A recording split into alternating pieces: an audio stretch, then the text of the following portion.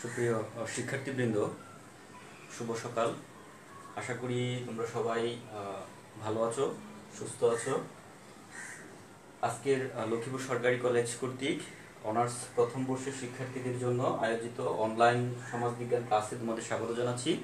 আজকে আমরা অনার্স প্রথম বর্ষের পলিটিক্যাল সোসিওলজি বিষয়টির civil society, power and state এই টপিকটি নিয়ে আলোচনা করব। Civil society, power and state, রাজনৈতিক সমাজবিজ্ঞানের 10ম অধ্যায় নিয়ে আজকে আমরা আলোচনা করব। আজকের ক্লাসটি তবিউর স্যারের নেওয়ার কথা ছিল। স্যার সাময়িক অসুবিধার কারণে ক্লাসটি নিতে পারছেন না। স্যার সুস্থ হওয়ার পর আবার স্যার তোমাদের এই ক্লাস কন্টিনিউ করবেন।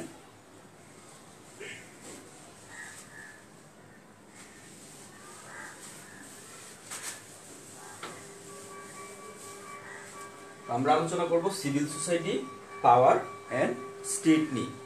বর্তমান গণতান্ত্রিক সমাজ ব্যবস্থায় সিভিল সোসাইটি এই কনসেপ্টটার সাথে আমরা মোটামুটি সবাই পরিচিত। আমরা প্রায়ই এই কনসেপ্টটা শুনে থাকি। অনেকে নিজেদেরকে সিভিল সোসাইটি বলে পরিচয় দেয়, অনেকে নিজেরাই পরিচয় দেয় যে তারা সিভিল সোসাইটির অংশ বা সিভিল সোসাইটির মেম্বার। আবার আমরাও অনেককেই পরিচয় দিই যে তারা সিভিল সোসাইটির মেম্বার হিসেবে। তো আসলে সিভিল সোসাইটি কনসেপ্টটি অনেক পুরনো, অনেক পুরাতন একটা কনসেপ্ট। এটা কিন্তু সিভিল সোসাইটির নামে ব্যবহৃত হয় আধুনিক যুগের শুরু থেকেই। তো সিভিল সোসাইটি এই শব্দটি প্রথম ব্যবহার করেন এরিস্টটল।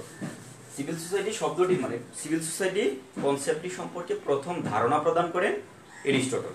এরিস্টটলের আমরা জানি যে এরিস্টটলের বিখ্যাত গ্রন্থের নাম হচ্ছে পলিটিক্স। এই বইয়েই এরিস্টটল প্রথম সিভিল সোসাইটির ধারণা প্রদান করেন এবং তিনি এই সিভিল সোসাইটি শব্দটিকে ব্যবহার করেন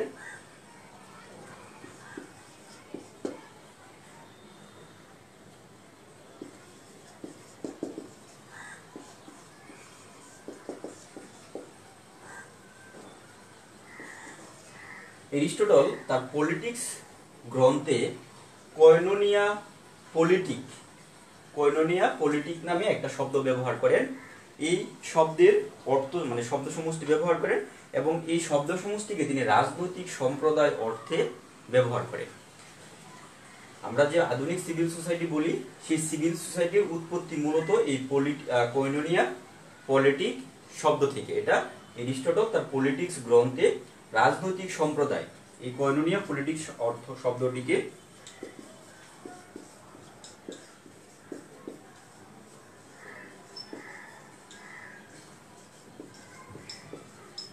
রাজনৈতিক সম্প্রদায় অর্থে এরিস্টটল প্রথম ব্যবহার করেন। পরবর্তীতে এই এরিস্টটলের কয়নোনিয়া পলিটিক্স শব্দটি বিভিন্ন রূপে বিভিন্ন সময় রূপ পরিবর্তিত হতে হতে একটা সময় এসে সিভিল সোসাইটি রূপ বা নামের পরিবর্তিত হয়। এই কয়নোনিয়া পলিটিক্স শব্দটিকেই পরবর্তীতে রোমান দার্শনিক সিসেরো, মধ্যযুগের একজন রোমান দার্শনিক সিসেরো শব্দটিকে রিপাবলিক শব্দ দ্বারা প্রতিস্থাপিত করেন। এই এরিস্টটলের কয়নোনিয়া পলিটিক্স শব্দটিকেই সিসেরো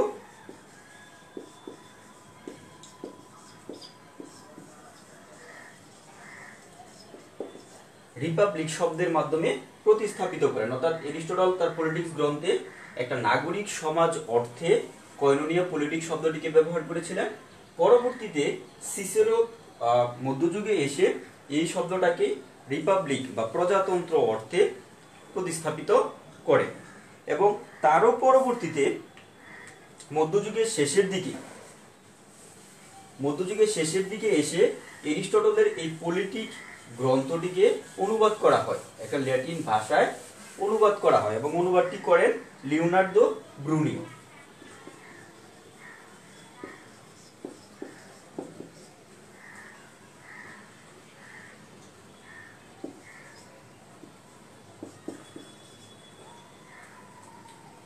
লিওনার্দো ব্রুনি এই পলিটিক্স গ্রন্থটিকে ল্যাটিন ভাষায় অনুবাদ করেন এবং এই অনুবাদ গ্রন্থেই এরিস্টটলের কয়নোনিয়া পলিটিক্স শব্দটিকে তিনি সোসাইটাস সিভিলিস হিসেবে অনুবাদ করেন।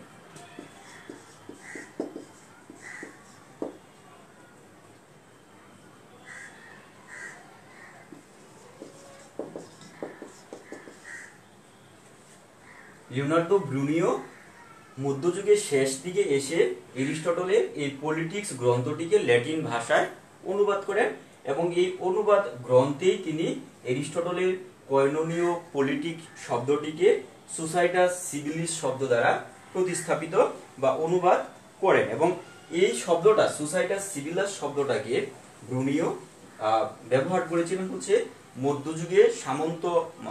মধ্যযুগে সামন্ত প্রথাতে জমিদার শ্রেণীর একটা সংগঠন হিসেবে, অভিজাত জমিদারদের একটা সম্মিলিত সমাজকে বোঝাতে সোসাইটাস সিভিলিস শব্দটিকে এই লিওনার্দো ব্রুনিও ব্যবহার করেছিলেন। তাহলে আমরা সিভিল সোসাইটির কাছাকাছি শব্দে চলে আসলাম, সেটা হচ্ছে সোসাইটাস সিভিলিস, ল্যাটিন শব্দ সোসাইটাস সিভিলিস। আমরা আমরা যতটুকু আলোচনা করলাম, যে প্রথমেই বললাম যে সিভিল সোসাইটির ধারণাটা আমরা প্রথম পাই এরিস্টটলের পলিটিক্স গ্রন্থে। এই পলিটিক্স গ্রন্থে তিনি প্রথম ব্যবহার করেন কয়নোনিয়া পলিটিক্স শব্দটি, কয়নোনীয় পলিটিক শব্দটি। পরবর্তীতে এই কয়নোনিয়া পলিটিক শব্দটিকে সিসেরো রিপাবলিক হিসেবে এটাকে প্রতিস্থাপিত করেন এবং পরবর্তীতে লিওনার্দো ব্রুনি মধ্যযুগের শেষ দিকে যখন এই পলিটিক্স গ্রন্থটিকে ল্যাটিন ভাষায় অনুবাদ করেন, তখন তার অনুবাদ গ্রন্থে এরিস্টটলের কয়নোনীয় পলিটিক শব্দটিকে সোসাইটাস সিভিলিস অর্থে অনুবাদ করেন এবং এই সোসাইটাস সিভিলিস শব্দের অর্থ হচ্ছে, বা যে অর্থে তিনি ব্যবহার করেছেন সেটা হচ্ছে সামন্ত যুগে জমিদারদের একটা সম্মিলিত সমাজকে বোঝানোর জন্য। এবং এই মধ্যযুগের শেষ দিকে এসেই আমরা Jacques Rousseau, John Locke, Immanuel Kant প্রমুখ দার্শনিকগণ এই সিভিল সোসাইটি সম্পর্কে বা এই কয়নোনীয় পলিটিক্স সম্পর্কে আরো বিশদ আলোচনা করেন। যদিও তারা কেউ সিভিল সোসাইটি নামটি এখনো ব্যবহার করেননি, কিন্তু এই সমাজ, যে সিভিল সোসাইটি নামক যে সংগঠন আমরা এখন বুঝি, এই সিভিল সোসাইটির ধারণাটি নিয়ে তারা তখনও Immanuel Kant, Jacques Rousseau, John Locke তারা আলোচনা করছিলেন। এবং পরবর্তী স্কটিশ নবজাগরণের পুরোধা যাকে বলা হয় অ্যাডাম ফার্গুসন,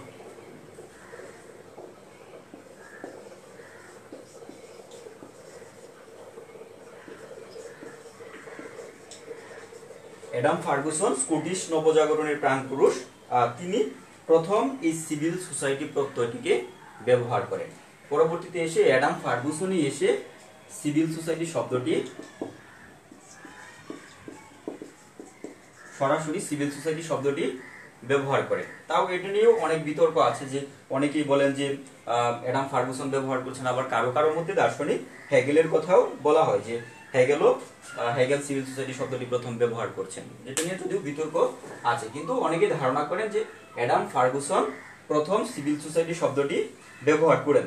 তার মতে সিভিল সোসাইটির কর্মকাণ্ডের মাধ্যমে, অ্যাডাম ফার্গুসনের মতে সিভিল সোসাইটির কর্মকাণ্ডের মাধ্যমে মানবজাতি তার শ্রেষ্ঠত্বের স্বাক্ষর তুলে ধরতে পারে। অর্থাৎ এই সিভিল সোসাইটির মাধ্যমে মানবজাতি বা এই সিভিল সোসাইটির কর্মকাণ্ডের মাধ্যমে মানব গোষ্ঠী বা মানবজাতি তার শ্রেষ্ঠত্বের স্বাক্ষর তুলে ধরতে সক্ষম হয় এবং সম্প্রীতির সর্বোত্তম প্রকাশ ঘটাতে পারে। তাহলে এটা হচ্ছে একটা কর্মকাণ্ডমূলক সংগঠন যার মাধ্যমে মানবজাতি সম্প্রীতি প্রতিষ্ঠা করতে সক্ষম হয়। এবং এই অ্যাডাম ফার্গুসনের পরবর্তীতে যার নাম আসে তিনি হচ্ছেন দার্শনিক হেগেল, জার্মান দার্শনিক হেগেল।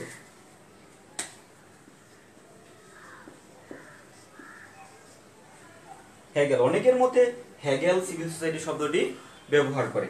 তো হেগেলের চিন্তায় হেগেলের মধ্যে সুশীল সমাজ বা সিভিল সোসাইটি হচ্ছে পরিবার এবং রাষ্ট্রের মধ্যবর্তী বাজার ব্যবস্থার চলক। সিভিল সোসাইটি হচ্ছে পরিবার এবং রাষ্ট্রের মধ্যবর্তী বাজার ব্যবস্থার একটা চলক।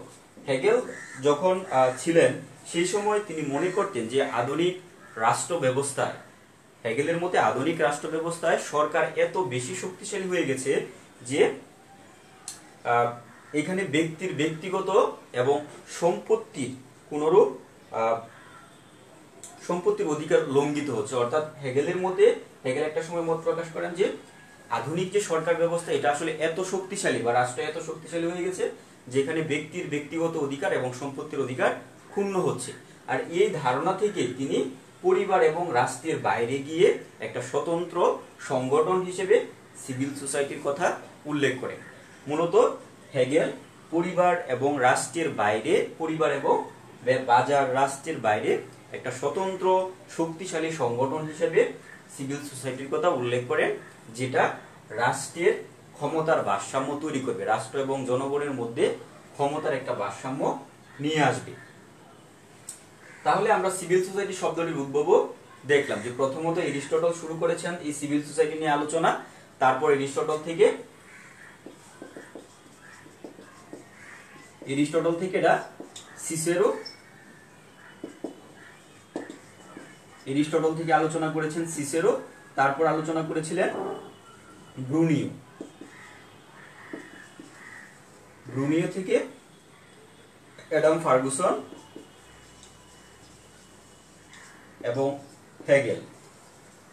এইভাবে দার্শনিকদের লেখনির মাধ্যমে সিভিল সোসাইটি শব্দটি একটা শব্দ থেকে এরিস্টটল পলিটিক,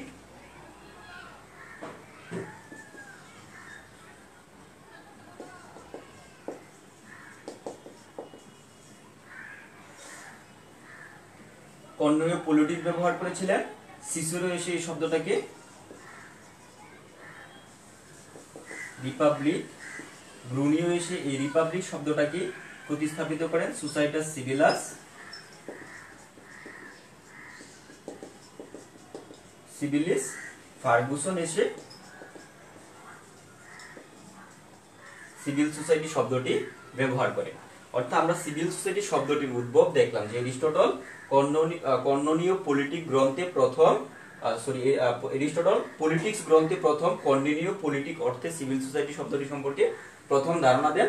তারপর সিসেরো এসে এই কর্ননীয় পলিটিক শব্দটিকে রিপাবলিক শব্দ অর্থে বা রিপাবলিক প্রজাতন্ত্র অর্থে ব্যাখ্যা করেন, এবং ব্রুনিও এসে যখন এরিস্টটলের পলিটিক গ্রন্থটিকে অনুবাদ করেন তখন তিনি এই কর্ননীয় পলিটিক শব্দটির অনুবাদ অর্থে সোসাইটাস সিভিলিস শব্দটি লিখেন, এবং এই সোসাইটি সিভিলিস শব্দ থেকে মধ্যযুগের শেষে বা আধুনিক যুগের শুরুতে স্কটিশ নবজাগরণের প্রবাদ পুরুষ অ্যাডাম ফার্গুসন সিভিল সোসাইটি শব্দটি ব্যবহার করেন। আবার কারো মতে হেগেল এই সিভিল সোসাইটি শব্দটি ব্যবহার করেন। যদিও প্রত্যেকেরই এই সিভিল সোসাইটির অর্থ সম্পর্কে এক একজন এক এক রকম ভাবে ব্যাখ্যা দিয়েছেন বা নিজের মতো করে ব্যাখ্যা দিয়েছেন। যেমন ব্রুনিও তিনি বলছেন যে সিভিল সোসাইটি বা সোসাইটি সিভিলাস বলছেন তিনি যে সামন্ত যুগে জমিদারদের একটা সংগঠন। আবার ফার্গুসন এসে সিভিল সোসাইটির একটা সংজ্ঞা দিচ্ছেন যে তিনি বলছেন যে এটা হচ্ছে একটা সংগঠন যার মাধ্যমে সম্প্রীতি প্রতিষ্ঠা করা সম্ভব হবে। আবার হেগেল এসে বলছেন যে এটা হচ্ছে রাষ্ট্রের ক্ষমতার ভারসাম্যের একটা প্রক্রিয়া, যে রাষ্ট্র এত বেশি শক্তিশালী হয়ে গেছে যেখানে ব্যক্তির ব্যক্তিগত এবং সম্পত্তির অধিকার ক্ষুণ্ণ হচ্ছে, আর এই সম্পত্তির ব্যক্তিগত অধিকার যখন ক্ষুণ্ণ হচ্ছে তখন ব্যক্তিরা তাদের পরিবার এবং বাজার ব্যবস্থার বাইরে গিয়ে একটা নাগরিক সমাজ গড়ে তুলছে, যে নাগরিক সমাজের মাধ্যমে তারা একটা ক্ষমতার ভারসাম্য নিয়ে আসতে পারবে। তাহলে আমরা দেখলাম যে সিভিল সোসাইটি শব্দটি কিভাবে আসছে।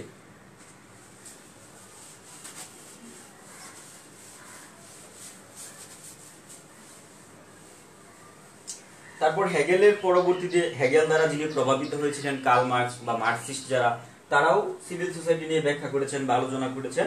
তবে নব্য মার্কসিস্ট বা নিও মার্কসিস্টদের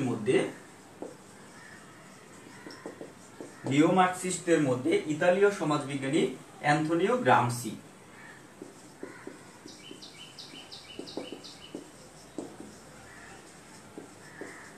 অ্যান্থনি গ্রামসি তিনি সিভিল সোসাইটির বা এই সিভিল সোসাইটি নিয়ে একটা বিস্তারিত আলোচনা করেন। তার মধ্যে তার বিশ্লেষণে তিনি আধুনিক পুঁজিবাদী রাষ্ট্র বিশ্লেষণে রাজনৈতিক সমাজ এবং সুশীল বা নাগরিক সমাজ এই দুইটা প্রত্যয় ব্যবহার করেন। এই অ্যান্থনি গ্রামসি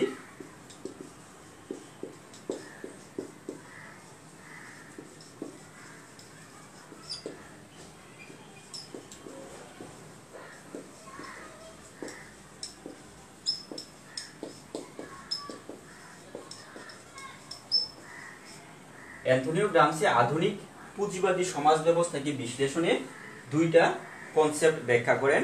একটা হচ্ছে রাজনৈতিক সমাজ আর একটা হচ্ছে সুশীল বা নাগরিক সমাজ। আমরা যেটাকে সুশীল সমাজ বলি, গ্রামসি এটাকে বলেছেন নাগরিক সমাজ। এই প্রত্যয় দুইটা ব্যবহার করেন এবং তিনি তার আইডিওলজিক্যাল হেজিমনি কনসেপ্টটা ব্যাখ্যা করতে গিয়ে মূলত এই ধারণার অবতারণা করেন। গ্রামসির একটি বিখ্যাত কনসেপ্ট হচ্ছে হেজিমনি। এই হেজিমনি মানে হচ্ছে আধিপত্য।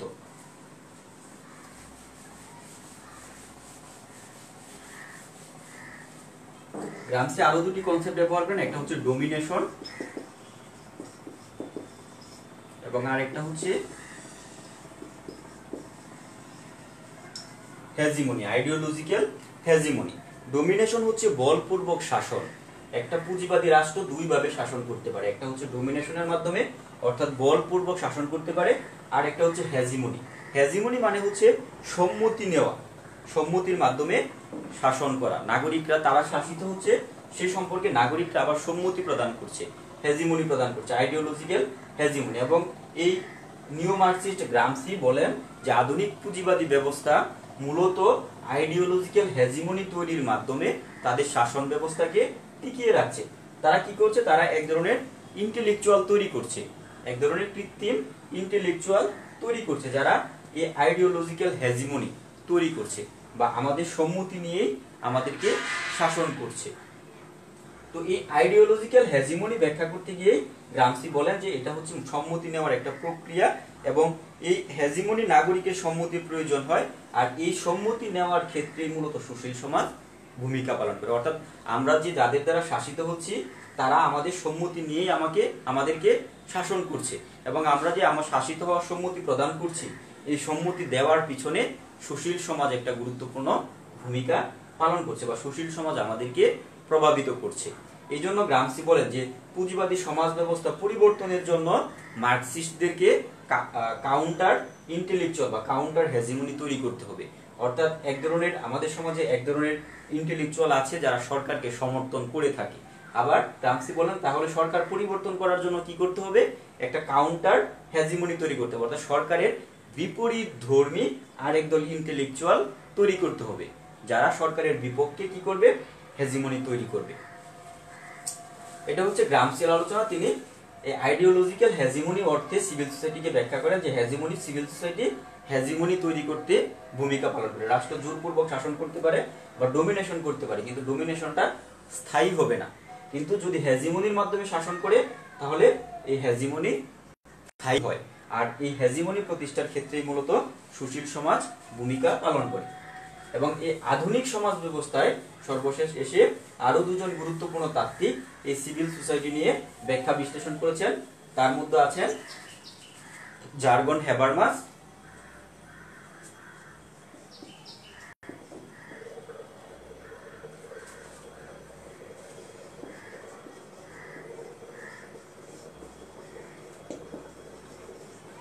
এবং আরেকজন হচ্ছেন মিশেল ফোকু।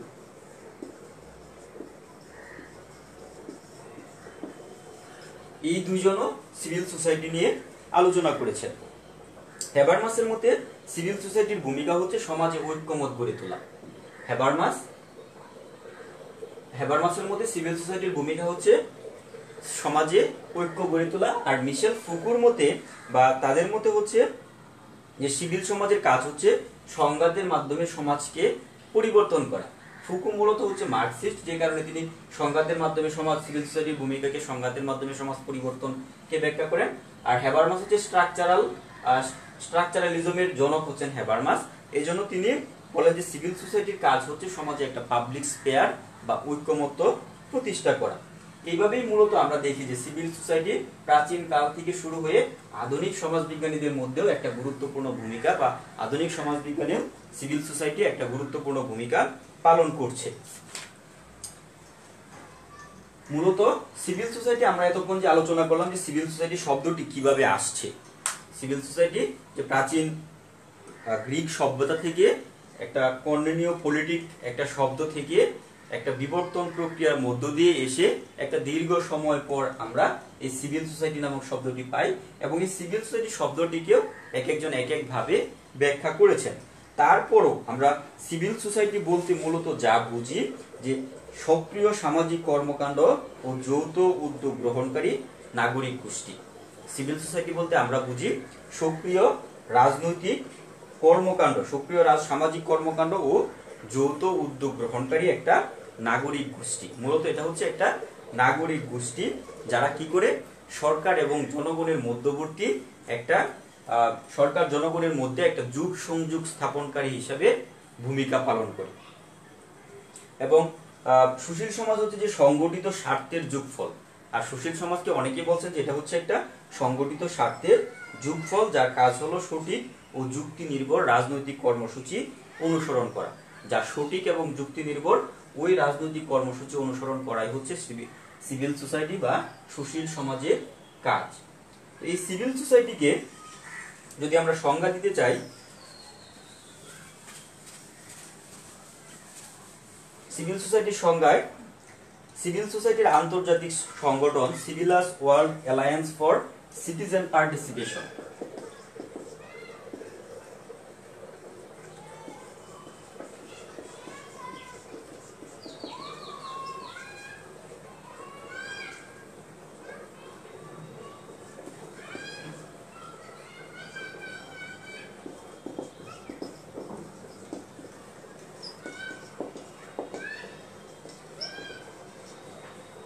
সিভিল সোসাইটির একটা আন্তর্জাতিক সংগঠন হচ্ছে সিভিলাস world alliance for citizen participation.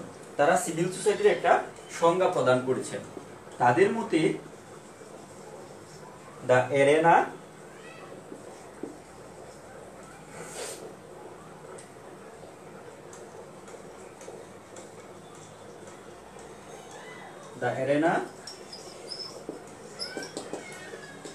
outside of family, state and market, where people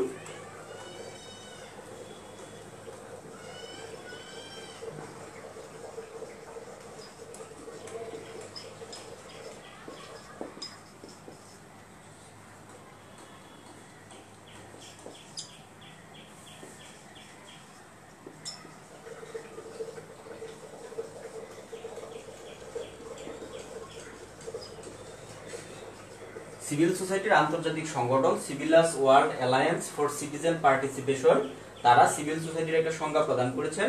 তাদের মতে the arena outside of family, state and market, where people associated to advance common interest.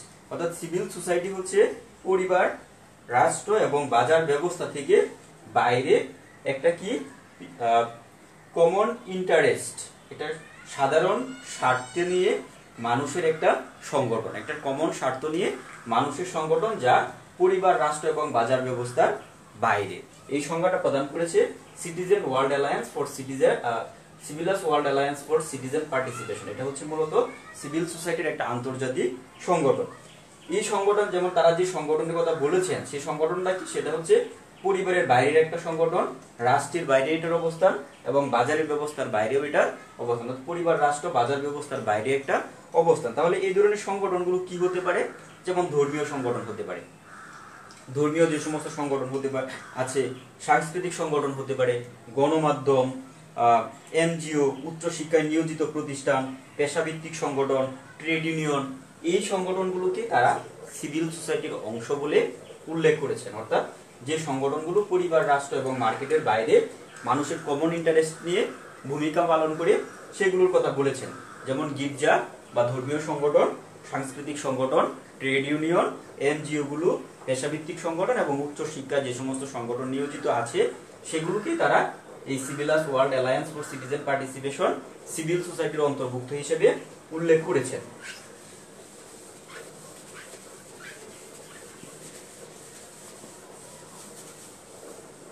এছাড়াও মাইকেল এডওয়ার্ড নামক একজন সিভিল সোসাইটির একটা সংজ্ঞা প্রদান করেছেন। তার মধ্যে সিভিল সমাজ হচ্ছে একই সাথে লক্ষ্য এবং লক্ষ্য অর্জনের উপায়। মাইকেল এডওয়ার্ড বলছেন যে সিভিল সোসাইটি হচ্ছে একই সাথে লক্ষ্য এবং লক্ষ্য অর্জনের উপায়। এবং লক্ষ্য ও উপায় সম্পর্কে জনগণের পারস্পরিক ভাব বিনিময়। লক্ষ্য এবং লক্ষ্য অর্জনের উপায় সম্পর্কে জনগণের পারস্পরিক ভাব বিনিময়, সম্পর্ক স্থাপনের কাঠামো।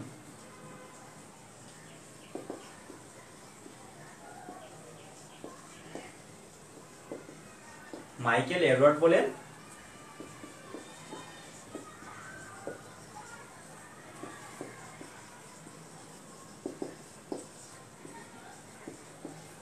সিভিল সোসাইটি হচ্ছে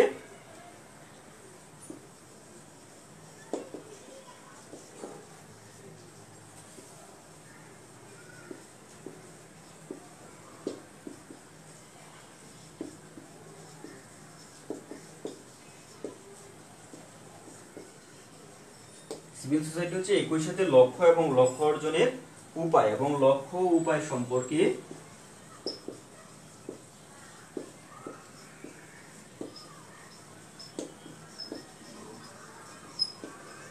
লক্ষ্য ও উপায় সম্পর্কে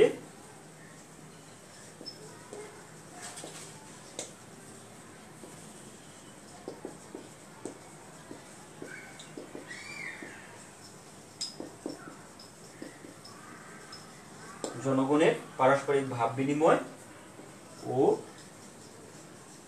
সম্পর্ক স্থাপনের কাঠামো।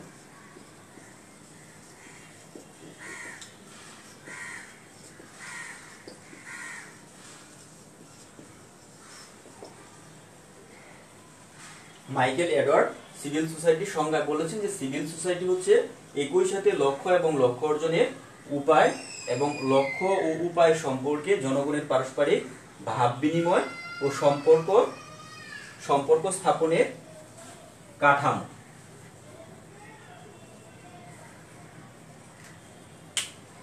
তাহলে আমরা সিভিল সোসাইটির সংজ্ঞা জানা দুজন সমাজবিজ্ঞানীর বা দুটি প্রতিষ্ঠানের সিভিল সোসাইটির সংজ্ঞা জানার চেষ্টা করলাম। একটা হচ্ছে সিভিল সোসাইটির যে আন্তর্জাতিক প্রতিষ্ঠান সিভিলাস world alliance for citizen participation, এবং আরেকটা হচ্ছে মাইকেল এডওয়ার্ড। এবং এছাড়াও আমরা সিভিল সোসাইটির উৎপত্তি সম্পর্কে যেসব সমাজবিজ্ঞানী মতবাদ প্রদান করেছেন তারাও সিভিল সোসাইটি সম্পর্কে বিভিন্ন ধারণা পোষণ করেছেন। সেই প্রেক্ষিতে আমরা বলতে পারি যে সিভিল সোসাইটি হচ্ছে আধুনিক সমাজ ব্যবস্থায় আধুনিক সমাজ ব্যবস্থার একটা গুরুত্বপূর্ণ অঙ্গ। এটা কি করে?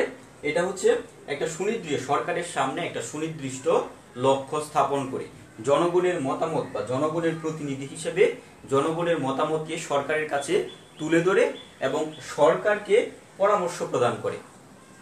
সরকারের উপর একটা চাপ সৃষ্টিকারী ভূমিকা, গোষ্ঠীর ভূমিকায় চাপ সৃষ্টিকারী হিসেবে একটা ভূমিকা পালন করে। আধুনিক আরেকজন সমাজবিজ্ঞানী অ্যান্থনি গিডেন্স একটা আধুনিক রাষ্ট্রের তিনটি বলেন যে একটা আধুনিক রাষ্ট্র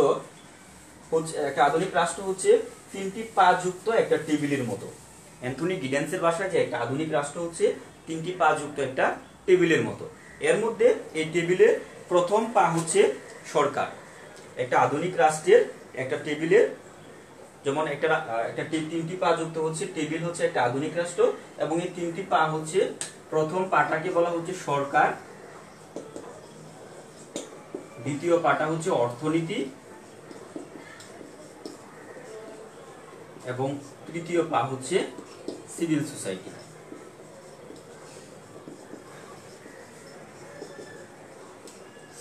অ্যান্থনি গিডেন্স একটা রাষ্ট্রকে এই তিনটি পা যুক্ত একটা টেবিলের সাথে তুলনা করেছেন, যার উপর একটা রাষ্ট্র দাঁড়িয়ে থাকে।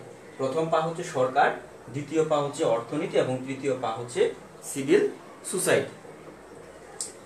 তো আমরা এতক্ষণ সিভিল সোসাইটি কি সেটা জানার বা সিভিল সোসাইটি শব্দটি কিভাবে আসছে এবং সিভিল সোসাইটি বলতে আমরা কোন সমাজকে বুঝি বা কাদেরকে বুঝি সেটা জানার চেষ্টা করলাম। এখন আমরা সিভিল সোসাইটির বৈশিষ্ট্যগুলো জানার চেষ্টা করব। সিভিল সোসাইটির বৈশিষ্ট্যগুলো কি কি?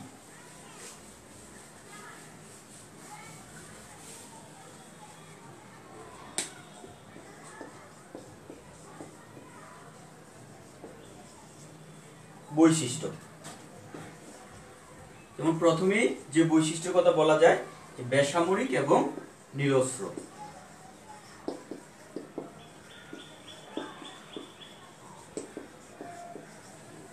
সিভিল সোসাইটি বেসামরিক জনগণ নিয়ে গঠিত। সামরিক বাহিনী নিয়ে সিভিল সোসাইটি গঠিত নয়।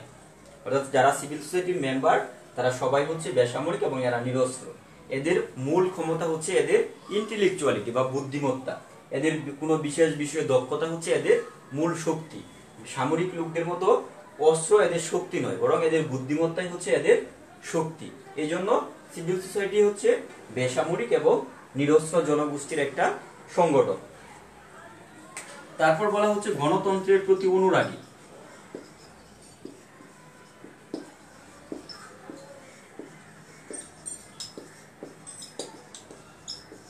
সিভিল সোসাইটি সবসময় গণতন্ত্রের প্রতি অনুরাগী। এরা কখনোই একতন্ত্র বা স্বৈরতন্ত্র এগুলোকে সমর্থন করে না, বরং স্বৈরতান্ত্রিক সরকার, রাজতান্ত্রিক সরকার, একনায়কতান্ত্রিক সরকার এইগুলোর বিরুদ্ধে মূলত সিভিল সোসাইটি সবসময় আন্দোলন সংগ্রাম করে থাকে।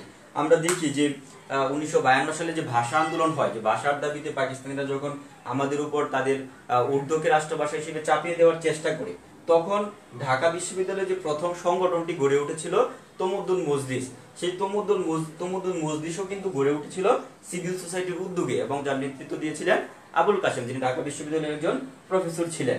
তাহলে এরা সবসময় গণতন্ত্রের প্রতি অনুরাগী, এরা কখনোই স্বৈরতান্ত্রিক সরকারকে সমর্থন করে না। বিশ্বের বিভিন্ন দেশে এরা হচ্ছে মুক্ত গণতন্ত্রের প্রতীক। যখনই স্বৈরতন্ত্রের উদ্ভব হয় তখনই এরা এর বিরুদ্ধে প্রতিবাদ করে এবং জনগণকে এই স্বৈরতন্ত্রের প্রতি আন্দোলনে উৎসাহিত করে।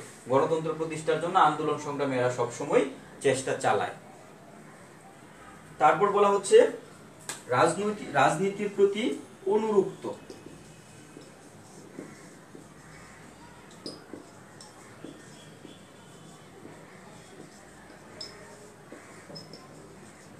সিভিল সোসাইটি রাজনীতির প্রতি অনুরক্ত, এরা রাজনীতি সচেতন, কিন্তু সরাসরি এরা রাজনীতিতে জড়িত নয়। সিভিল সোসাইটির মেম্বাররা সরাসরি রাজনীতিতে জড়িত হয় না বা এরা কখনো নির্বাচন করে না, এদের কোনো রাজনৈতিক দল নেই। সিভিল সোসাইটি কোনো রাজনৈতিক দলের হয়ে কোনো নির্বাচনে প্রার্থী কখনোই দেয় না এবং এরা কখনোই সরাসরি রাজনীতিতে অংশগ্রহণও করে না। তবে এরা রাজনীতির প্রতি অনুরক্ত, রাজনীতি সচেতন। হয়তো রাজনৈতিক দলকে এরা সমর্থন করে, কিন্তু রাজনৈতিক দলের কর্মী হিসেবে কখনোই এরা ভূমিকা পালন করে না। রাজনীতি সচেতন মানুষ হিসেবে রাজনৈতিক দলকে সমর্থন করে, রাজনৈতিক দলকে বুদ্ধিবৃত্তিক পরামর্শ সহযোগিতা করে থাকে, কিন্তু সরাসরি রাজনীতিতে জড়িত হয় না।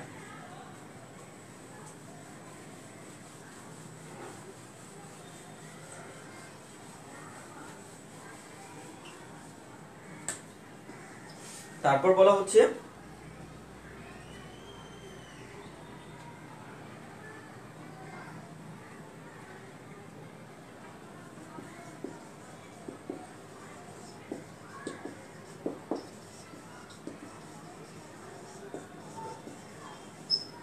সরকারের পরামর্শদাতা। সিভিল সোসাইটি মূলত সরকারকে পরামর্শ প্রদান করে থাকে, বিভিন্ন বিষয়ে সরকারকে পরামর্শ প্রদান করে। আসলে একটা দেশের সরকার হচ্ছে একটা দেশের সমস্ত জনগণের প্রতিনিধি। এখন একটা দেশের সকল জনগণের সরাসরি দাবি দেওয়া, সরাসরি চাওয়া পাওয়া সরকারের নিকট পৌঁছানো সম্ভব নয়।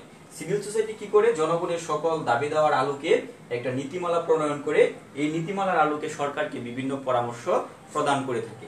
মূলত এরা হচ্ছে একটা পরামর্শ প্রদানকারী গোষ্ঠী, যারা সরকারকে নীতি প্রণয়নে সহযোগিতা করে থাকে।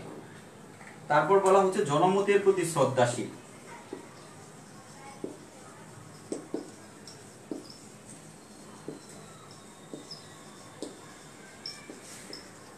সিভিল সোসাইটি সবসময় জনগণের মতামতকে প্রকাশ করে থাকে, জনমতকে সরকারের নিকট তুলে ধরে বা শাসকের নিকট জনমতকে সিভিল সোসাইটি সবসময় তুলে ধরে, কারণ এরা জনমতের প্রতি শ্রদ্ধাশীল। জনগণের মত নিয়েই এরা আন্দোলন সংগ্রাম পরিচালনা করে থাকে, জনগণের স্বার্থ সংশ্লিষ্ট বিষয় নিয়ে এরা সবসময় কথা বলে থাকে। বহুদলীয় গণতন্ত্রে বিশ্বাসী।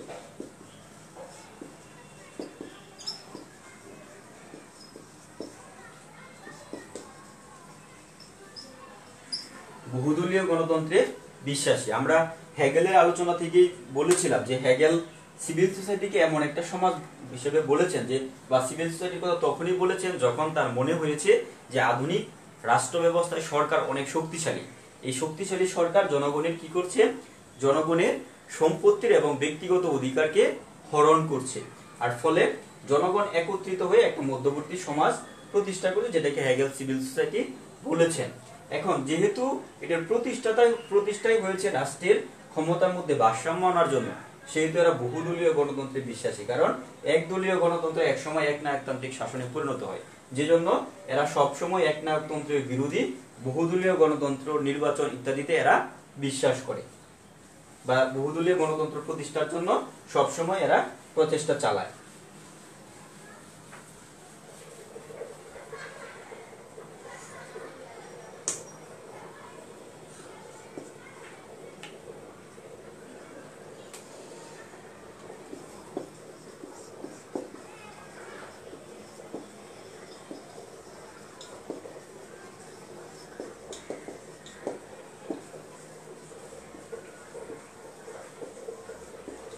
আরেকটা বৈশিষ্ট্য হচ্ছে সিভিল সোসাইটি মৌলিক এবং মানবাধিকারের প্রতি শ্রদ্ধাশীল। মৌলিক অধিকার, মানুষের মৌলিক অধিকার এবং মানব অধিকারের প্রতি এরা শ্রদ্ধাশীল। এরা সবসময় মানুষের মৌলিক অধিকার এবং মানবাধিকার নিশ্চিত করতে চায়।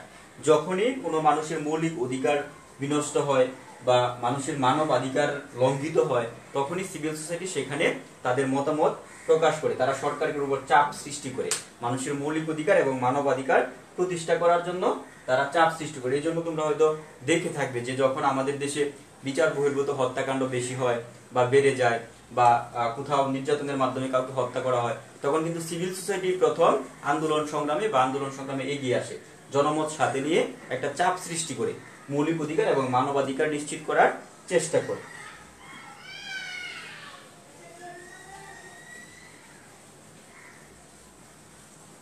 এগুলোই হচ্ছে সিভিল সোসাইটির বৈশিষ্ট্য। অর্থাৎ সিভিল সোসাইটি হচ্ছে মূলত এমন একটা সমাজ যারা সবসময় মুক্ত, গণতান্ত্রিক, অবাধ স্বাধীনতাতে বিশ্বাস করে। বহুদলীয় গণতন্ত্র, অবাধ স্বাধীনতা, বিচার বিভাগের স্বাধীনতা, মানুষের মৌলিক মানবাধিকার নিশ্চিত করা, পরিবেশ রক্ষা, এই সমস্ত বিষয়ে এরা সবসময় তৎপর থাকে। অর্থাৎ এরা হচ্ছে জনগণ এবং সরকারের মধ্যে সংযোগ স্থাপনকারী। আমার জনগণ হিসেবে আমরা যেসব দাবি দেওয়া আমাদের আছে সরকারের কাছে, আমরা সরাসরি সরকারের কাছে সেসব দাবি দেওয়া উত্থাপন করতে পারি না। তখন আমরা কি করি, বা সিভিল সোসাইটি কি করে, আমাদের প্রতিনিধি হিসেবে আমাদের সেই দাবি দেওয়াগুলো সরকারের নিকট উত্থাপন করে। তাহলে আমরা সিভিল সোসাইটির বৈশিষ্ট্যগুলো দেখলাম। এখন আমরা দেখব হচ্ছে সিভিল সোসাইটির উদ্দেশ্য।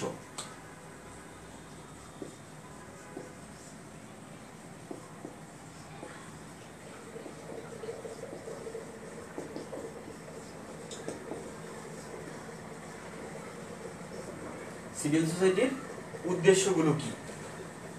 যেমন প্রথমে আমরা বলতে পারি মুক্তির জন্য সংগ্রাম।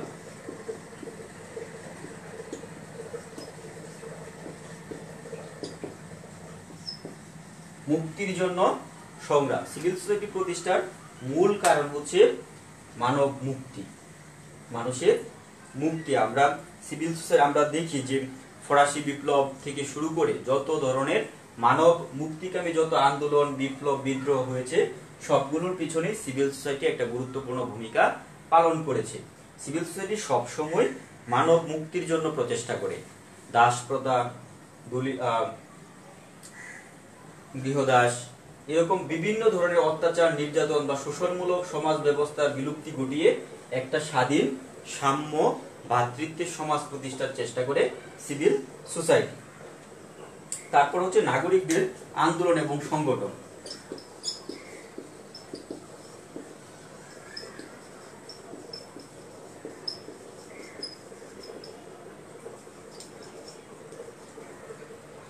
এর আরেকটা উদ্দেশ্য হচ্ছে নাগরিক আন্দোলন গড়ে তোলা। কারণ একজন ব্যক্তি হিসেবে আমি যদি একটা দাবি দেওয়া সরকারের নিকট করি, সরকার আমার দাবি দেওয়া শুনবে না, বা কেউই আমার দাবি দেওয়ার কথা শুনবে না। কিন্তু আমার এই যৌক্তিক দাবিটাকে যদি আমি একটা সংগঠনের মাধ্যমে সরকারের নিকট তুলে ধরতে পারি, বা একটা নাগরিক আন্দোলনের মাধ্যমে আমরা দাবিটাকে তুলে ধরতে পারি, তাহলে যে কোনো সংগঠন, যে কোনো সরকার বা প্রতিষ্ঠান আমার এই দাবি দেওয়াটাকে মেনে নিতে বাধ্য হবে। এই জন্য সিভিল সোসাইটি একটা নাগরিক আন্দোলনের সংগঠন হিসেবে কাজ করে।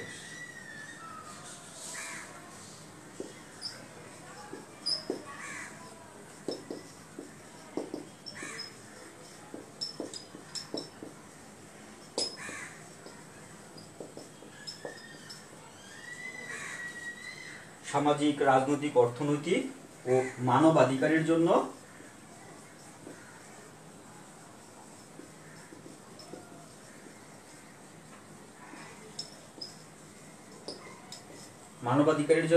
প্রচারণা, সামাজিক, রাজনৈতিক, অর্থনৈতিক ও মানবাধিকারের জন্য প্রচারণা করা হচ্ছে সিভিল সোসাইটির উদ্দেশ্য। অর্থাৎ মানুষের সামাজিক অধিকার, রাজনৈতিক অধিকার, অর্থনৈতিক অধিকার এবং মানবাধিকার, এই অধিকারগুলো প্রতিষ্ঠা করাই হচ্ছে সিভিল সোসাইটির উদ্দেশ্য।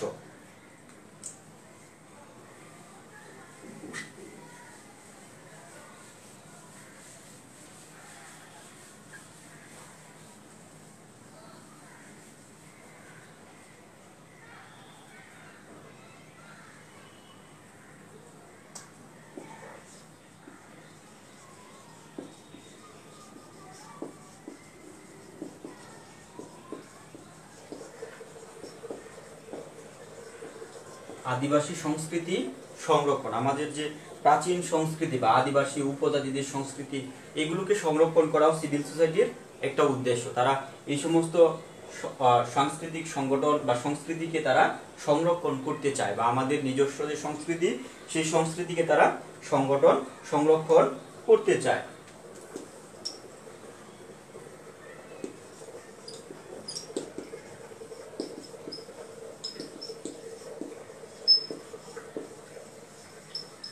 মানবিক নিরাপত্তা এবং শান্তি প্রতিষ্ঠা, সমাজে যখন রাজনৈতিক বিশৃঙ্খলা বা মানবিক নিরাপত্তাহীনতা দেখা যায়, তখন সিভিল সোসাইটি সেখানে কি করে একটা মধ্যস্থতাকারী ভূমিকা, রাজনৈতিক দলগুলোর মধ্যে একটা মধ্যস্থতাকারীর ভূমিকা পালন করে, বা সরকারের সাথে নাগরিকের একটা মধ্যস্থতাকারীর ভূমিকা পালন করে নিরাপত্তা এবং শান্তি নিশ্চিত করার চেষ্টা করে।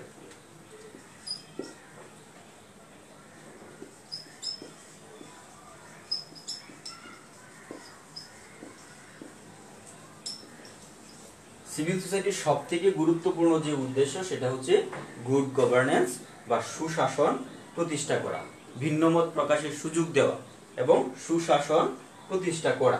সুশাসন প্রতিষ্ঠা করতে পারলে একটা দেশের কাঙ্ক্ষিত উন্নয়ন সম্ভব হয়। আর সিভিল সোসাইটি সবসময় জনগণ এবং সরকারের মধ্যে ক্ষমতার একটা ভারসাম্য রক্ষা করে সুশাসন প্রতিষ্ঠায় চেষ্টা করে। এগুলি হচ্ছে সিভিল সোসাইটি প্রতিষ্ঠার উদ্দেশ্য। এখন আমরা দেখব হচ্ছে উন্নয়নশীল দেশগুলোতে সিভিল সোসাইটি কি ধরনের ভূমিকা পালন করে। আমরা তাদের বৈশিষ্ট্য দেখলাম, উদ্দেশ্য দেখলাম, সর্বশেষ আমরা উন্নয়নশীল দেশগুলোতে সিভিল সোসাইটির ভূমিকা সংক্ষেপে আলোচনা করব। সিভিল সোসাইটির ভূমিকা। উন্নয়নশীল দেশে গণতন্ত্রে, আমাদের যে উন্নয়নশীল দেশগুলো, এগুলোতে গণতন্ত্র প্রতিষ্ঠার জন্য ক্রমাগত সংগ্রাম করতে হয়। বিভিন্ন গোষ্ঠীর সাথে আমাদের ক্রমাগত সংগ্রামে লিপ্ত হতে হয়। আর্থসামাজিক টানপ্রন আমাদের সমাজে লেগেই থাকে। আর এই সমস্ত সমাজে বা উন্নয়নশীল দেশসমূহে সুশীল সমাজের ভূমিকা সব থেকে গুরুত্বপূর্ণ। যেগুলো উন্নত দেশ, সেখানে সুশীল সমাজের এত গুরুত্বপূর্ণ ভূমিকা না হলেও চলে, কিন্তু উন্নয়নশীল দেশগুলোতে যেখানে সরকার আমাদেরকে ক্রমাগত স্বৈরতান্ত্রিক সরকার বা সামরিক শাসনের সাথে সংগ্রাম করতে হয়, সুযোগ পেলে সামরিক বাহিনী আমাদের ক্ষমতা দখল করতে চায়, এইরকম উন্নয়নশীল দেশগুলোতে বা তৃতীয় বিশ্বের দেশগুলোতে সিভিল সোসাইটি একটা গুরুত্বপূর্ণ ভূমিকা পালন করে থাকে। কি ধরনের ভূমিকা পালন করে? যেমন আমরা প্রথমেই বলতে পারি, সরকারকে পরামর্শ প্রদান করে।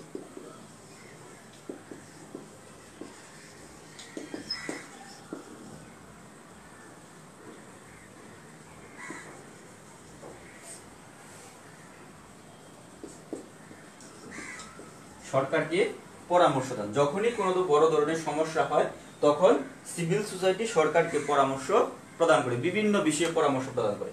কারণ আমরা জানি যে সিভিল সোসাইটির মেম্বার কারা হয়। সিভিল সোসাইটির মেম্বার হয় যারা কোনো বিশেষ বিষয়ে দক্ষ বা সব থেকে অভিজ্ঞ, দক্ষতা সম্পন্ন লোকই সিভিল সোসাইটির মেম্বার হয়। তাদের টেকনিক্যাল জ্ঞান থাকে, বিভিন্ন বিষয়ে তারা জ্ঞানী হয়, সমাজ এবং সংগঠন সম্পর্কে ভালো ধারণা থাকে, বিধায় তারা সরকারকে বিভিন্ন বিষয়ে পরামর্শ প্রদান করে থাকে। যেমন তোমরা হয়তো দেখে থাকবে যে বর্তমানে আমাদের বাংলাদেশে করোনা মহামারীর বিরুদ্ধে একটা সংগ্রাম চলছে। সরকার ক্রমাগত এটা নিয়ন্ত্রণ করার চেষ্টা করছে। সরকার প্রশাসনিকভাবে সেটাকে নিয়ন্ত্রণ করে, তার সচিবালয়ের মাধ্যমে, প্রশাসনিক কর্মকাণ্ডের মাধ্যমে নিয়ন্ত্রণ করার চেষ্টা করছে। সেই সাথে সরকার কিন্তু 10 সদস্যের একটা টেকনিক্যাল কমিটি গঠন করেছে, যারা শুধু ডাক্তারদের নিয়ে, বিভিন্ন বিষয়ে অভিজ্ঞ ডাক্তারদের নিয়ে একটা টেকনিক্যাল কমিটি গঠন করছে। এই টেকনিক্যাল কমিটি কি করবে? সরকারকে পরামর্শ প্রদান করবে। এই যে পরামর্শ প্রদান বা টেকনিক্যাল কমিটি সরকারকে পরামর্শ প্রদান করছে, এটাই হচ্ছে সিভিল সোসাইটির কাজ। সরকার যখনই কোনো বিশেষ ক্ষেত্রে সমস্যার সম্মুখীন হয় বা কোনো বিশেষ বিষয়ে টেকনিক্যাল জ্ঞানের দরকার হয়, তখনই সিভিল সোসাইটি ওই বিশেষ বিষয়ে পরামর্শ সরকারকে দিয়ে থাকে। তারপর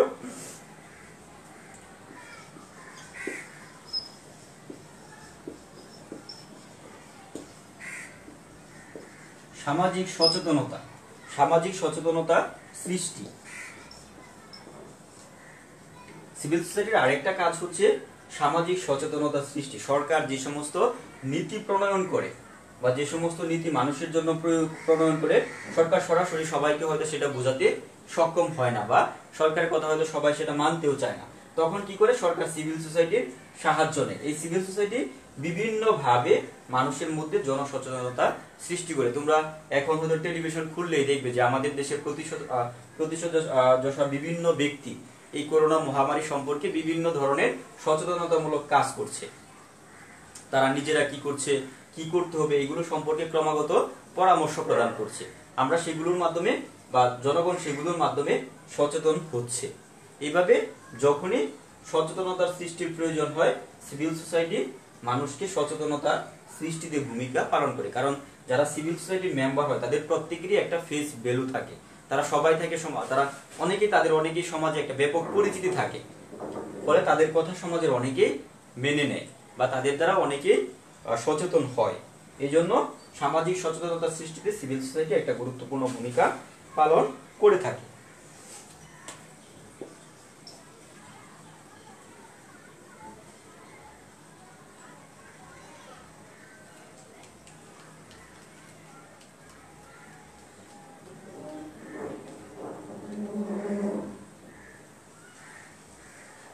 তারপর হচ্ছে সামাজিক আন্দোলন গড়ে তোলা।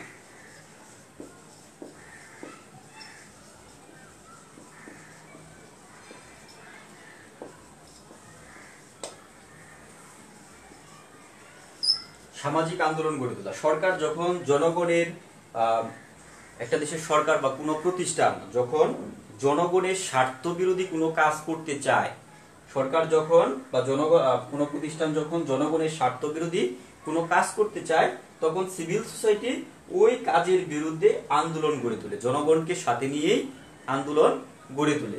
এই জন্য তোমরা হয়তো দেখে থাকবে যে রামপালে যখন কয়লা বিদ্যুৎ কেন্দ্র হয় বা সুন্দরবনে যখন কোনো তেলবাহী জাহাজ ডুবি হয় বা কোথাও এমন কোনো কাজ করা শুরু করে বা এমন কোনো কাজ করতে চায় সরকার যেটা ওই অঞ্চলের জনগণের জন্য ক্ষতিকর হবে, তখনই কিন্তু এরা আন্দোলন সংগ্রাম গড়ে তোলে। সিভিল সোসাইটি জনগণকে সাথে নিয়ে সরকারের ওই সিদ্ধান্তের বিরুদ্ধে আন্দোলন গড়ে তোলে। এই জন্য যখন দ্রব্যমূল্য বেড়ে যায়, কোনো জিনিসের দাম বেড়ে যায়, তখন এরাও এই দ্রব্যমূল্য বৃদ্ধির বিরুদ্ধে বিভিন্ন ধরনের আন্দোলন গড়ে তোলে। এবং এই আন্দোলন গড়ে তোলে মূলত জনগণকে সাথে নিয়ে আন্দোলন গড়ে তোলে বলেই এটাকে সামাজিক আন্দোলন বলা হচ্ছে। সামাজিক আন্দোলনের মাধ্যমে এরা জনগণের স্বার্থ রক্ষায় ভূমিকা পালন করে থাকে।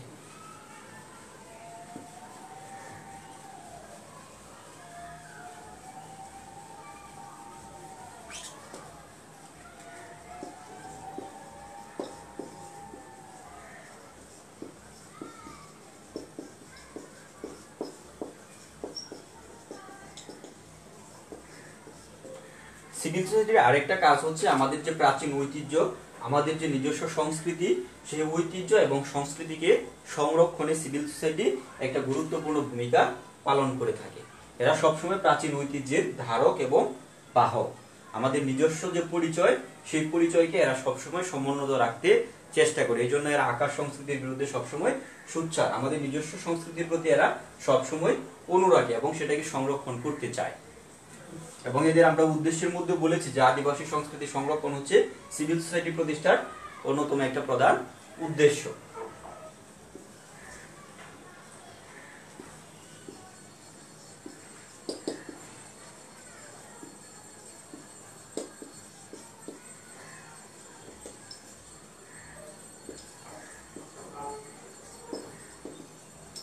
অন্যায়, অবিচার ও শোষণ প্রতিরোধ।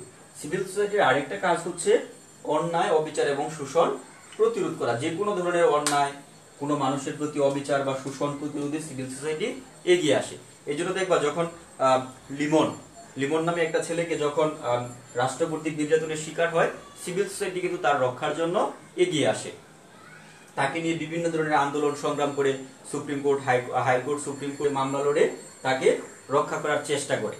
অর্থাৎ যখনই শক্তিশালী রাষ্ট্র পুরো দুর্বল নাগরিকের উপর অন্যায়, অত্যাচার বা শোষণ নির্যাতন করে থাকে, তখনই সিভিল সোসাইটি কি করে, এই অন্যায়, অত্যাচার এবং অবিচারকে প্রতিরোধের জন্য বিভিন্ন রকম প্রচেষ্টা গ্রহণ করে থাকে।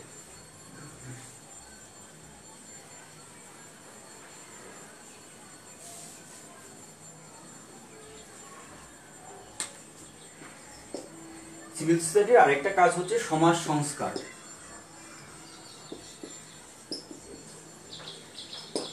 সিভিল সোসাইটির যারা সদস্য তারা সমাজের যে কুসংস্কার, সমাজের প্রচলিত রীতিনীতি যেগুলো ক্ষতিকর, সেইগুলোকে সংস্কারে মনোনিবেশ করে এবং তাদের দ্বারাই মূলত সমাজে বৈপ্লবিক সংস্কার সাধিত হয়। যেমন আমরা ঈশ্বরচন্দ্র বিদ্যাসাগর, রাজা রামমোহন রায়, তারপর স্যার সৈয়দ আহমদ, আব্দুল নওয়াব, আব্দুল লতিফ, এরকম অনেক, বেগম রুকিয়া, এরকম অনেক মনীষীর কথা জানি যারা সমাজ সংস্কারে গুরুত্বপূর্ণ ভূমিকা পালন করেছেন। তারা প্রত্যেকেই ছিলেন সিভিল সোসাইটির অংশ বা সরকার এবং পরিবারের বাইরে গিয়ে তারা একটা নিজস্ব নাগরিক গোষ্ঠী তৈরি করে সমাজ সংস্কারের ভূমিকা পালন করেছেন।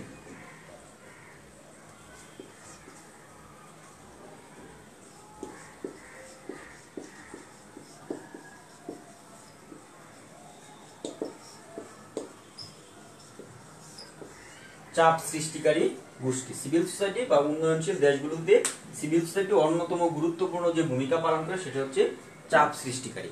এরা সরকারকে জনগণের প্রতিনিধি হিসেবে সরকারের উপর ব্যাপক চাপ সৃষ্টি করে সরকারকে জনগণের দাবি দেওয়া মেনে নিতে বাধ্য করে। অর্থাৎ এরা সরকারের উপর একটা চাপ সৃষ্টি করে সরকারকে স্বৈরাচারী না হয়ে গণতান্ত্রিক উপায়ে সিদ্ধান্ত গ্রহণের জন্য এবং জনকল্যাণকর সিদ্ধান্ত গ্রহণের জন্য সরকারের উপর চাপ সৃষ্টি করে। এই জন্য এদেরকে চাপ সৃষ্টিকারী গোষ্ঠীও বলা হয়।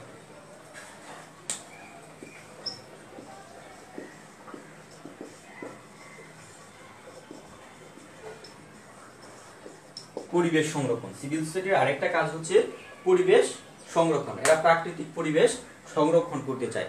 বাংলাদেশে যেমন বেলা, বাংলাদেশ পরিবেশ আন্দোলন, একটা সংগঠন আছে, এরা পরিবেশ নিয়ে কাজ করে। বিশ্বব্যাপী গ্রিন পিস, সারা বিশ্বের পরিবেশ নিয়ে এরা কাজ করে থাকে। অর্থাৎ এদের কাজ হচ্ছে প্রাকৃতিক পরিবেশকে কোনরূপ ক্ষতিগ্রস্ত না করে সাস্টেনেবল ডেভেলপমেন্ট নিশ্চিত করা। এরা অবশ্যই উন্নয়নের পক্ষে, তবে তারা উন্নয়নকে সাস্টেনেবল করতে চায় বা টেকসই উন্নয়নের মাধ্যমে জনগণের কল্যাণ এবং পরিবেশ সংরক্ষণ দুইটাই নিশ্চিত করতে চায় এবং এই জন্য তারা সরকারকে বিভিন্ন ধরনের পরামর্শ প্রদান করে থাকে। সর্বশেষ হচ্ছে রাজনৈতিক স্থিতিশীলতা আনা।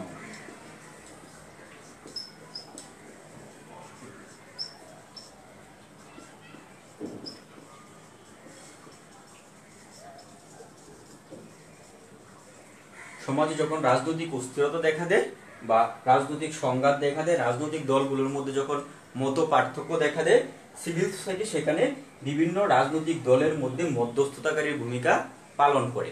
রাজনৈতিক দলগুলোর মধ্যে সংলাপে আনার বা রাজনৈতিক দলগুলোর মধ্যে সংলাপের চেষ্টা করে এবং রাজনৈতিক সংঘাত প্রতিরোধ করে একটা স্থিতিশীল অবস্থা প্রতিষ্ঠার চেষ্টার মাধ্যমে সমাজের শান্তি শৃঙ্খলা প্রতিষ্ঠায় ভূমিকা পালন করে। এগুলি হচ্ছে সুশীল সমাজে, উন্নয়নশীল দেশগুলোতে সুশীল সমাজে বা সিভিল সোসাইটির ভূমিকা। তো শিক্ষার্থীবৃন্দ, আজকের ক্লাসে আমরা মূলত আলোচনা করলাম সিভিল সোসাইটি নিয়ে। এটা হচ্ছে তোমাদের রাজনৈতিক সমাজবিজ্ঞানের 10ম অধ্যায়। তো সিভিল সোসাইটিতে আমরা সিভিল সোসাইটি শব্দটি কিভাবে আসছে, এরিস্টটল থেকে শুরু করে বিভিন্ন পর্যায়ে পার হয়ে কিভাবে সিভিল সোসাইটি শব্দটি আসছে এবং সমাজবিজ্ঞানীরা কিভাবে কোন অর্থে সিভিল সোসাইটির শব্দটিকে ব্যবহার করেছেন এবং সমাজবিজ্ঞানী এবং সংগঠনগুলো সিভিল সোসাইটিকে কিভাবে সংজ্ঞায়িত করেছে, এর উদ্দেশ্য, সিভিল সোসাইটির উদ্দেশ্য, সিভিল সোসাইটির বৈশিষ্ট্য এবং উন্নয়নশীল দেশে সিভিল সোসাইটির ভূমিকা নিয়ে আলোচনা করলাম। আগামী ক্লাসে অর্থাৎ বৃহস্পতিবারের ক্লাসে আমরা তোমাদের সামাজিক ইতিহাস এবং বিশ্ব সভ্যতা অধ্যায়টি আমরা শেষের দিকে ছিলাম, 2টি অধ্যায় বাকি ছিল। তার মধ্যে একটা অধ্যায় ছিল পুঁজিবাদ এবং শিল্পায়ন এবং পুঁজিবাদী সমাজ। তো এই শিল্পায়ন এবং পুঁজিবাদী সমাজের মধ্যে আমরা পুঁজিবাদ কনসেপ্টটি আগে আলোচনা করেছি। আগামী ক্লাসে আমরা শিল্পায়ন সম্পর্কে আলোচনা করব বা শিল্পায়িত সমাজ সম্পর্কে আলোচনা করব। সে পর্যন্ত তোমরা সবাই ভালো থাকবে, সুস্থ থাকবে। এতক্ষণ সাথে থাকার জন্য তোমাদের সবাইকে ধন্যবাদ।